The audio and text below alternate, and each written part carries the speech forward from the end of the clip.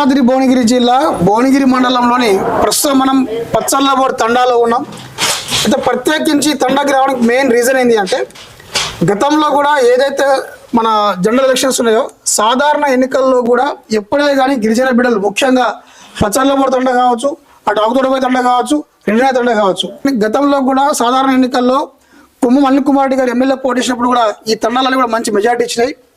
అదే ఉప్పుతోటి అదే సిస్టమ్ తోటి ఇక్కడ ఏదైతే గిరిజన తండాలు ఉన్నాయి భువనగిరి మండలంలో ముఖ్యంగా పచ్చర్లబోర్డు తండ, ఆకుతోడబోయే తండ, అటు పోతే రెడ్డినే తండ, ఈ 3 తండాలలో కూడా అంటే మండలంలో ఎలా రిజల్ట్ ఉన్నప్పటికీ ఈ తండాల్లో మాత్రం కాంగ్రెస్ పార్టీ విజయకేతనం ఎగిరేసింది.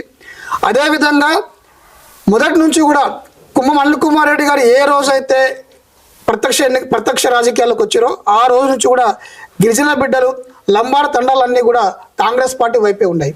అందులో భాగంగానే ఈ రోజున పచ్చర్లబోర్డు తండలో భారీ మెజార్టీ గెలిచినటువంటి పచ్చర్లబోర్డు తండ కాంగ్రెస్ పార్టీ సర్పంచ్ అభ్యర్థి బాణత్ జ్యోతి నరసింహ గారు భారీ మెజార్టీతో గెలవడం జరిగింది.